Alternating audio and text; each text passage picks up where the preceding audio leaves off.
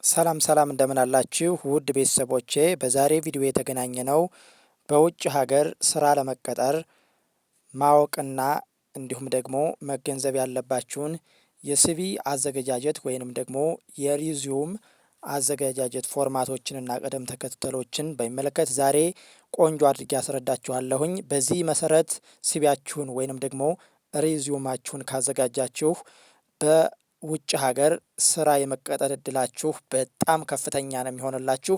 ይህንን ቪዲዮ ላይክ፣ ሸር በማድረግ ለሌሎችን በማጋራት ጀምሩት። ቻናሉን ሰብስክራይብ በማድረግ ቤተሰብ የሆኑ ቀጥታ ወደ ዛሬው ቪዲዮአችን አለፍን። የውጭ ሀገር ወይንም ደግሞ በኢንተርናሽናል የስራ እድሎችን ለመቀላቀል ስታስቡ ሲቪ ወይም ሪዚዩም ማዘጋጀት ግድ ነው።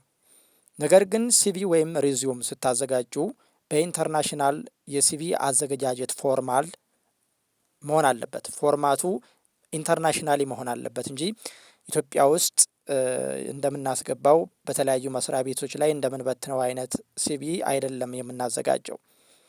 ቆንጆ የሆነ የውጭ ሀገር ፎርማት ያለው ሲቪ በማዘጋጀት በውጭ ሀገር በተለያዩ ሀገራቶች የስራ እድሎችን መሞከርና ቻንሶችን እድሎችን መጠቀም እንችላለን።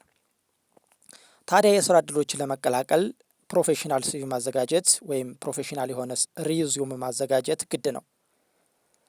ፕሮፌሽናል የሆነ ዓለም አቀፍ ተቀባይነት ያለው ሲቪ ለማዘጋጀት መከተል ያለባችሁና እነዚህን ግዴታ ማሟላት ያለባችሁ ዋና ዋና መስፈርቶች አሉ። አብዛኛው የውጭ ሀገር ኩባንያዎች ኤቲኤስ ወይም አፕሊካንት ትራኪንግ ሲስተም የሚባል ሶፍትዌር ይጠቀማሉ። ይህንን ሶፍትዌር የሚጠቀሙት በኮምፒውተር ላይ በቀላሉ የሚነበብ መሆኑን ሲቪውን የሚያረጋግጡበት ሲስተም ነው። ስለዚህ በአፕሊካንት ትራኪንግ ሲስተም የሚነበብ ሲቪ ወይም ሪዚዩም ማዘጋጀት ይኖርባቸዋል ማለት ነው። እነሱ በኮምፒውተር ነው እንጂ ቼክ የሚያደርጉት የእናንተን ሀርድ ወይም እናንተ ያዘጋጃችሁትን በቀላሉ ሲቪውን አይመለከቱትም። ኮምፒውተሩ ላይ ያስገቡታል። ሲቪ ፎርማቱን ማሟላቱን ኮምፒውተሩ ይነግራቸዋል። እሱን ይመለከታሉ። በቀላሉ ሁሉንም ነገር እዛው ላይ ያገኙታል ማለት ነው። ስለዚህ የሲቪ መዋቅርና ቅደም ተከተል ወይም ስታንዳርድ ስትራክቸር የሚባለውን ሲቪ ፎርማት መከተል ይኖርባቸዋል። የሲቪ መዋቅርና ቅደም ተከተል ወይም ስታንዳርድ ስትራክቸር የምንላቸው የትኞቹ ናቸው? በመጀመሪያ ላይ የሚቀመጡት የግል መረጃ ወይም ኮንታክት ኢንፎርሜሽን የሚባሉት ናቸው። የግል መረጃዎች ወይም ኮንታክት ኢንፎርሜሽን የምንላቸውን መጀመሪያ ላይ እናስቀምጣለን። የግል መረጃዎች ወይም ኮንታክት ኢንፎርሜሽን የትኞቹ ናቸው? እንመልከታቸው። ሙሉ ስም ታስቀምጣላችሁ። ጎላ ብሎ የተጻፈ መሆን ይኖርበታል። ሙሉ ስም ማለትም ቦልድ ማድረግ ይኖርባችኋል። ስሙን ማለት ነው። ቦልድ ማድረግ ይኖርባችኋል። ታይምስ ሮሚያን ብታደርጉ ጽፉን ይመረጣል። ሙሉ ስም በጉልህ የተጻፈ ጎልቶ የተጻፈ ጽሁፍ መጀመሪያ ስም ያስፈልጋል። ቀጥሎ የስልክ ቁጥር ያስፈልጋችኋል። የግል መረጃ መጀመሪያ ላይ ያለው ማለት ነው። ገና መጀመሪያው ላይ ያለው በግራ በኩል እሱን ነው የምታስቀምጡት፣ በቀኝ በኩል ማለት ነው። የስልክ ቁጥር የሀገራችሁን ኮድ ጨምሮ ለምሳሌ ኢትዮጵያ +251 አይደለ ኢትዮጵያ፣ እሱንም ጨምራችሁ +251 ጨምራችሁ ስልክ ቁጥራችሁን ታስቀምጣላችሁ። ከስማችሁ በመቀጠል መጀመሪያ ላይ ስማችሁ አይደል የሚመጣው፣ ከሱ በመቀጠል ስልክ ቁጥራችሁን የሀገራችንን ኮድ +251ን ጨምራችሁ ስልክ ቁጥራችሁን በሚገባ ታስቀምጣላችሁ ማለት ነው። ስልክ ቁጥራችሁ ከእናንተ ጋር የሚሆን መሆን ይኖርበታል። ሌላ ቦታ ላይ ሌላ ሰው የያዘው መሆን የለበትም። ከዚህ ቀጥሎ ምንድነው የምታደርጉት? ኢሜይል ታስቀምጣላችሁ። ኢሜይሉ ፕሮፌሽናል የሆነ ለምሳሌ ashnafi.worku@gmail.com የሚል በዚህ መልክ መሆን አለበት። ashnafi.worku@gmail.com ሌላ የተወሰኑ ቅጥያዎችም ካላቸው የተወሰነ መጠቀም ትችላላችሁ። ልክ በዚህ መልክ ፕሮፌሽናል የሆነ ኢሜይል ማበጀት ይኖርባችኋል ማለት ነው። ከስልክ ቁጥራችሁ በተጨማሪ ምን አስቀመጣችሁ? ከሱ ቀጥሎ ከስልክ ቁጥራችሁ ቀጥሎ ኢሜይል አስቀመጣችሁ ማለት ነው። ከዛ ምንድነው የምታደርጉት? ሊንክደን የፕሮፌሽናል ሊንክ ማካተት ግዴታ እየሆነ ስለመጣ ይሄንን ታስቀምጣላችሁ። ሊንክደን አካውንት ብትከፍቱ ተመራጭ ነው። የሊንክደን አካውንት ካላችሁ ከኢሜላችሁ ቀጥሎ እሱንም ብታካተቱትና ብታደርጉት በጣም ተመራጭ ነው ለእናንተ ማለት ነው። ሌላኛው አድራሻ ይቀጥላል። ከዛ ቀጥሎ አድራሻ አዲስ አበባ ከሆናችሁ አዲስ አበባ፣ የቤት ቁጥር አያስፈልጋችሁም። የቤት ቁጥር ማስቀመጥ የለባችሁም።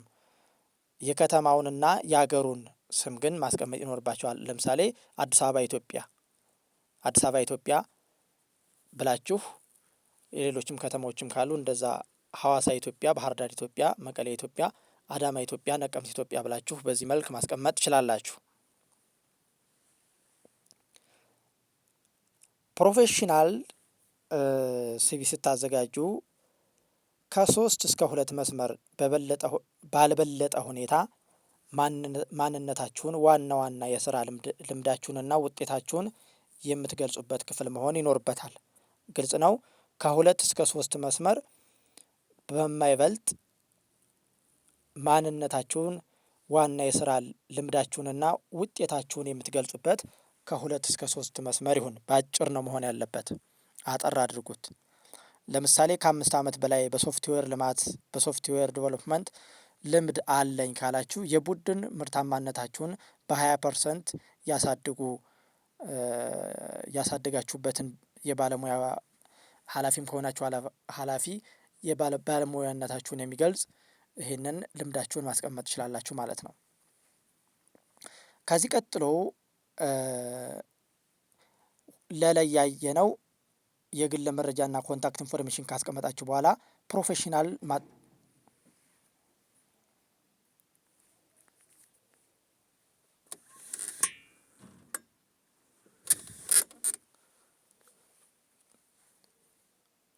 ለላይ የሚቀመጠው ፕሮፌሽናል ወይም አጠቃላይ ፕሮፌሽናል ሳመሪ ላይ ነው የምታስገቡት። በ2 እና በ3 መስመሮች ባልበለጠ ማንነታችሁንና ዋና የስራ ልምዳችሁንና ውጤታችሁን የምትገልጹበት እዚህ ላይ ነው። ከዚህ ቀጥሎ 3ኛ ደረጃ ላይ የሚቀመጠው የስራ ልምዳችሁ ነው። በ3ኛ ደረጃ ላይ የምታስቀምጡት ቅደም ተከተሉን ነው ይህን እየነገርኳችሁ ያለሁት። የስራ ልምዳችሁን ታስቀምጣላችሁ በ3ኛ ደረጃ። ይህ በጣም ወሳኝ ክፍል ስለሆነ በጥሞና ነው ማስቀመጥ ያለባችሁ። ሪቨርስ ክሮኖሎጂካል ኦርደር ከቅርብ ወደ ኋላ መደርደር አለበት። ከቅርብ ወደ ኋላ ሪቨርስ ክሮኖሎጂካል ኦርደር። ክሮኖሎጂካል ኦርደሩን ሪቨርስ ነው የምታደርጉት። ከቅርቡ ጀምራችሁ ነው ወደ መጨረሻው ወደ ሩቁ የምታደርጉት ማለት ነው። ወደ ኋላ የምትመለሱት ወደ መጨረሻው አካባቢ ነው ማለት ነው፣ ስትደረድሩት ማለት ነው። ስለዚህ በቅርብ ስትሰሩበት የነበራችሁን መጀመሪያ ላይ ታስቀምጣላችሁ። የስራ ልምዳችሁን ማለትም ከ3 ከ4 ቦታ ላይ ሰርታችሁ ከሆነ ማለት ነው። የስራ መደብ፣ የኩባንያ ስም፣ የቆይታ ጊዜ፣ ወርና ዓመተ ምህረት ታስቀምጣላችሁ። ሪቨርስ ክሮኖሎጂካል ኦርደር ጥንቃቄ አድርጉ። ሪቨርስ ክሮኖሎጂካል ኦርደር ነው የምታስቀምጡት። ሪቨርስ ክሮኖሎጂካል ኦርደር ገልብጣችሁ ማለት ነው። ከቅርብ ወደ ኋላ ማለት ነው። ከዚህ ላይ የምታስቀምጡት የስራ መደብ፣ የኩባንያ ስም፣ የቆይታ ጊዜ፣ ወርና ዓመተ ምህረት ታስቀምጣላችሁ። የስራ ዝርዝር ብቻ ሳይሆን ውጤቱንም መግለጽ ይኖርባችኋል። ይህን ሰራ ነበር ከማለት ይልቅ ይህን ሰርቼ ይህንን ውጤት አመጣሁ ማለት ትችላላችሁ። እንደዚህ ነው ማለት ያለባችሁ። ይህን ሰርቼ ይህን ውጤት አምጥቻለሁ፣ ይህን ውጤት ማምጣት ችያለሁ በሉ እንጂ ይህንን ስሰራ ነበር ብላችሁ አትግለጹ። ስሰራ ነበር የሚለውማ የእናንተን ችሎታ መግለጽ ስለማይችል ማለት ነው። ይህን ውጤት አምጥቻለሁ፣ ኤፊሽንሲ ይህን አምጥቷል ውጤት ብላችሁ መግለጽ ይኖርባችኋል።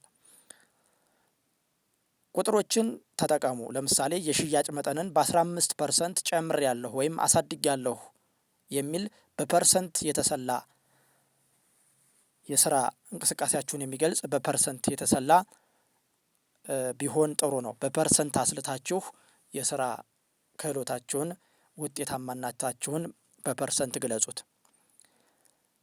4ኛ ደረጃ ላይ የሚቀመጠው ትምህርት ወይም ኤዱኬሽን ነው። ትምህርት ወይም ኤዱኬሽን ታስቀምጣላችሁ። ዲግሪ፣ የትምህርት ተቋም ስም፣ ዲግሪ ካላችሁ ዲግሪ፣ ማስተርስ ከሆነ ዶክተሬት ከሆነ አሊያም እዛም በላይ ከሆነ ዲግሪ፣ የትምህርት ተቋም እያላችሁ ተደረድራላችሁ። የምርቃት ዓመተ ምህረቱ የተመረቃችሁበት ዓመተ ምህረት የተቋሙን ስም ጨምራችሁ የትምህርት ተቋሙን ስም ማለት ነው እሱን ትጽፋላችሁ ማለት ነው። ሌላኛው ከፍተኛ ውጤት ወይም ጂፒኤ ካላችሁ ገና ጀማሪ ከሆናችሁ ብቻ ጥቀሱት። ጀማሪ ከሆናችሁ ብቻ ጥቀሱት። ያሊያ ግን ባትጠቅሱት ይመረጣል። ልምድ ካላችሁ ውጤታችሁን ባታስቀምጡት ምንም ችግር የለውም። ልምድ ከሌላችሁ ግን ውጤታችሁን ማስቀመጥ የግድ ይላችኋል ማለት ነው። ምክንያቱም ልምድ ስለሌላችሁ ውጤታችሁን አይተው ነው እነሱ የሚቀጥሯችሁ። ሌላኛው ስኪልስ ነው ወይም ክህሎቶችን ማስቀመጥ ይኖርባችኋል። ሃርድ ስኪልስ መኖራችሁን ከሙያው ጋር አያይዛችሁ መግለጽ ይኖርባችኋል። አካውንቲንግ፣ ግራፊክስ ዲዛይን፣ የተለያዩ ሙያዎች ካሏችሁ ቪዲዮ ኤዲቲንግ፣ እነዚህን እስኪላችሁን መግለጽ ይኖርባችኋል ማለት ነው። እስኪላችሁ እዚህ ጋር ይገባል። 5ኛ ላይ ሶፍት ስኪልስ የሚባሉት አሉ። ሃርድ ስኪልስ እና ሶፍት ስኪሎች አሉ። አካውንቲንግ፣ ግራፊክስ ዲዛይን ምናምን ሃርድ ስኪሎች ናቸው። ሶፍት ስኪሎች የሚባሉት እንደ ተግባቦት፣ የአመራርነት ቦታ ላይ የጊዜ አጠቃቀም ያሉ ነገሮችን በዝርዝር ከማስቀመጥ በስራ ልምድ ውስጥ ብታስተላልፏቸው ይመረጣል። ሶፍት ስኪሎች ናቸው እነዚህ። በስራ ልምድ ቦታ ላይ ብታስቀምጧቸው ባጭሩ ሶፍት ስኪልስ የሚባሉት። ዓለም አቀፍ መስፈርቶችና ጥንቃቄዎች አሉ። መስፈርቶች በዝርዝር መግለጫ ላይ መቀመጥ አለባቸው። ፎርማት አለው። የፋይል አይነት ሁልጊዜ ፒዲኤፍ መሆን ይኖርበታል። ቅርጹ እንዳይበላሽ ሁልጊዜ በፒዲኤፍ መልክ ነው ማዘጋጀት ያለባችሁ። በጣም ጥንቃቄ ማድረግ ይኖርባችኋል። ፎርማቱን በፒዲኤፍ ማዘጋጀት ይኖርባችኋል። እርዝመቱ ከ1 እስከ 2 ገጽ ቢበልጥ ይመረጣል። ከ1 እስከ 2 ገጽ ቢሆን ይመረጣል። ከዛ በላይ አሰልቺ ይሆናል። ከ1 እስከ 2 ብታደርጉት አሪፍ ነው። ፊደላቶች ወይም ፎንቶች በቀላሉ የሚነበቡ እንደ ኤሪያል፣ ካለብሪ፣ ሮቦቶ ያሉ ፊደላትን ተጠቀሙ። ታይምስ ሮሚያንም አሪፍ ነው፣ ግን በዋናነት የሚመከረው ኤሪያል፣ ካሌብሪ ወይም ሮቦቶ የሚባል የፊደላት ወይም የፎንት ሲስተሞችን ተጠቀሙ። ኤሪያል፣ ካሌብሪ፣ ሮቦቶ እነዚህም ፎንቶች ተጠቀሙ። ሌላው ቁልፍ ቃላትን ተጠቀሙ። ኪወርዶች ለምሳሌ የስራ ማስታወቂያው ላይ ያሉትን ዋና ዋና ቃላት በሲቪያችሁ ላይ ውስጥ አካቷቸው። ሶፍትዌር ለሶፍትዌር እንዲመች ማለት ነው፣ እንዲመች አድርጋቸው አስቀምጧቸው። እንግዲህ ይህንን ስንል የሲቪ አይነቶች ግን እንደየሀገሩ ይለያያሉ። በሌላ ቪዲዮ እሰራላችኋለሁ። የሲቪ አይነቶች እንደየሀገሩ ይለያያሉ። እነዚህን እንደየሀገሩ የሚለያዩበትን ምክንያት በሌላ ቪዲዮ መለስበታለሁኝ። ነገር ግን ስታንዳርዱን ዋናው ፕሮፌሽናል ሶፍትዌር ፕሮፌሽናል ሙያችንን የሚገልጽ በሶፍትዌር ከሆነ በሶፍትዌር የተለያዩ ሙያዎችን ይዘን ፕሮፌሽናል ሲቪ የምናዘጋጅበት መንገድ ግን አሁን የነገርኋችሁ ነው። እንደየሀገራቶች የተወሰነ ልዩነት ሊኖራቸው ይችላል። እሱን ልዩነቶቹን ደግሞ የፎርማት ልዩነት የለውም፣ ግን የመስፈርት ልዩነት ነው ያላቸው። የመስፈርት ልዩነቶችን እሱን በሌላ ቪዲዮ ደግሞ እሰራላችኋለሁ። ስለዚህ የተሳካ ሲቪ ለማዘጋጀት የሚረዷችሁ ጥናት አድርጉ። ለምታመለክቱበት ኩባንያ ምን አይነት ባለሙያ እንደሚፈልግ የስራ ማስታወቂያዎችን ደጋግማችሁ ማንበብ ይኖርባችኋል። ለእያንዳንዱ የስራ ለውጥ፣ ለእያንዳንዱ ስራ የላካችሁትን ሲቪ ለሌላ ሰው ዝም ብላችሁ አትላኩ። እንደየመስፈርቱ እንደየሁኔታው አስተካክላችሁ ነው መላክ ያለባችሁ ማለት ነው። የፊደላት ስህተት አንድም የፊደል ወይም የሰዋሰው ስህተት መኖር የለበትም። ግራማቲካል ኤረር መኖር የለበትም። ፕሮፌሽናል መሆን አለበት። ይህንን ጠብቃችሁ ማዘጋጀት ይኖርባችኋል። የቨርብ የአክሽን አጠቃቀም በቃ የተለያዩ የአጻጻፍ ስልቶችን ስህተት መኖር የለባቸውም። እነዚህን እንድታስተካክሉ ነው ዛሬ የነገርኋችሁ። በዚህ መልክ አዘጋጁ ሲቪያችሁን። በይበልጥ ደግሞ በሌላ ቪዲዮ ሀገራቶች ሲቪ የተወሰነ የሚለያይበት በመስፈርት ደረጃ የሀገራቶች ሲቪ ከአንዱ ሀገር የሌላኛው ሀገር ሲቪ ፎርማት ብዙ ባይለያይም